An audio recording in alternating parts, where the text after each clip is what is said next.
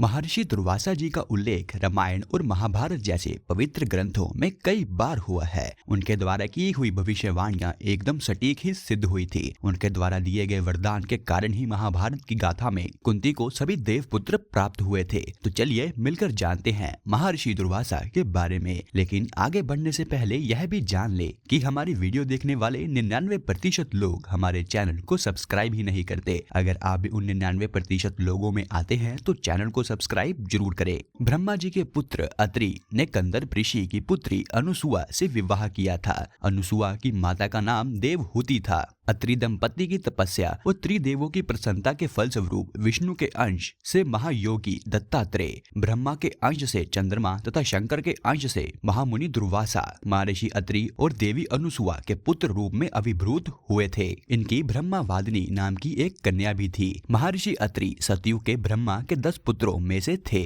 तथा उनका आखिरी अस्तित्व चित्रकूट में सीता अनुसुआ विवाद के समय तक अस्तित्व में था। उन्हें सप्त ऋषियों में से एक भी माना जाता है और ऋषि अत्रि पर अश्विनी कुमारों की भी कृपा थी। महर्षि दुर्वासा के बारे में सभी जानते हैं कि वह कितने क्रोधित ऋषि हैं। रामायण अनुसार महर्षि दुर्वासा राजा दशरथ के भविष्य वक्ता भी थे। इन्होंने रघुवंश के लिए बहुत सी भविष्यवाणियां भी की थी। एक कथा के अनुसार इंद्र ने अहंकारवश महर्षि दुर्वासा द्वारा दी गई वैजयंती माला का अपमान किया था। परिणाम स्वरूप महालक्ष्मी उनसे रुष्ट हो गई थी और उन्हें दर दर भटकना भी पड़ा था। हुआ यूं था कि देवराज इंद्र अपने हाथी ऐरावत पर भ्रमण कर रहे थे। मार्ग में उनकी भेंट महर्षि दुर्वासा से हुई। महर्षि दुर्वासा ने इंद्र को अपने गले से पुष्पमाला उतारकर भेंट स्वरूप दे दी। इंद्र ने अभिमानवश उस पुष्पमाला को ऐरावत के गले में डाल दिया और ऐरावत ने उसे गले से उतारकर अपने पैरों तले रौंद दिया। अपने द्वारा दी गई भेंट का अपमान देखकर महर्षि दुर्वासा को बहुत ही क्रोध आया। उन्होंने इंद्र को लक्ष्मीहीन होने का श्राप दे दिया और फिर महालक्ष्मी जी के लिए इंद्र को दर दर भटकना पड़ा था। कुंती का विवाह राजा पांडु से हुआ था। बाल्य अवस्था में कुंती ने ऋषि दुर्वासा की सेवा की थी। इसी के फलस्वरूप दुर्वासा ने कुंती को एक मंत्र दिया था जिससे वह किसी भी देवता का आवाहन कर उनसे पुत्र प्राप्त कर सकती थी। विवाह से पूर्व इस मंत्र की शक्ति देखने के लिए एक दिन कुंती ने सूर्यदेव का आवाहन किया, जिसके फलस्वरूप महाप्रतापी कर्ण का जन्म हुआ। दूसरी ओर महाभारत में महर्षि दुर्वासा द्रौपदी की परीक्षा लेने के लिए अपने 10,000 शिष्यों के साथ उनकी कुटिया पहुँचे थे। कहा जाता है कि दुर्योधन ने ही उन्हें वहाँ भेजा था और वह भी उस समय जब द्रौपदी समेत सभी पांडव भोजन करने के बाद विश्राम कर रहे थे। लेकिन युधिष्ठिर के पास उस वक्त सूर्यदेव से प्राप्त एक ऐसा चमत्कारिक अक्षय पात्र था जिसमें से जितना चाहे भोजन प्राप्त कर सकते थे। उस वक्त दुर्वासा ऋषि अपने 10,000 शिष्यों के साथ भोजन करके बहुत ही प्रसन्न हुए थे। दूसरी घटना में स्नान करते समय महर्षि दुर्वासा का वस्त्र नदी में प्रवाहित हो जाता है। कुछ ही दूरी पर द्रौपदी भी स्नान कर रही थी। उनकी यह स्थिति देखकर द्रौपदी ने तत्काल अपने आंचल का एक टुकड़ा फाड़कर ऋषि को प्रदान किया। इससे प्रसन्न होकर महर्षि दुर्वासा ने उन्हें वर दिया था कि यह वस्त्रखंड वृद्धि को प्राप्त कर तुम्हारी लज्जा का निवारण करेगा। और द्रौपदी चीरहरण में भी कुछ ऐसा ही हुआ था। श्री कृष्ण और जामवंती के पुत्र साम ने दुर्वासा मुनि का अपमान किया था, जिसके चलते उन्होंने यदुवंश के नाश का श्राप दे दिया था और इसी श्राप के कारण ही श्री कृष्ण की मथुरा नगरी जलमग्न हो गई थी। दुर्वासा मुनि सतयुग, त्रेता और द्वापर तीनों युगों में मौजूद थे। पुराणों के अध्ययन से पता चलता है कि वशिष्ठ, अत्रि, विश्वामित्र, दुर्वासा, अश्वत्थामा, राजा बलि, हनुमान, विभीषण, कृपाचार्य, परशुराम, मार्कंडेय ऋषि, वेदव्यास और जामवंत आदि कई ऋषि, मुनि और देवता हुए हैं जिनका जिक्र सभी युगों में पाया जाता है। कहते हैं कि यह सभी आज भी इसी पृथ्वी पर सशरीर जीवित हैं। तो मित्रों, यह था आज का हमारा वीडियो। अगर आपको यह वीडियो पसंद आया है तो वीडियो को लाइक और चैनल को सब्सक्राइब करना ना भूलें। और यह वीडियो देखने के लिए आपका धन्यवाद।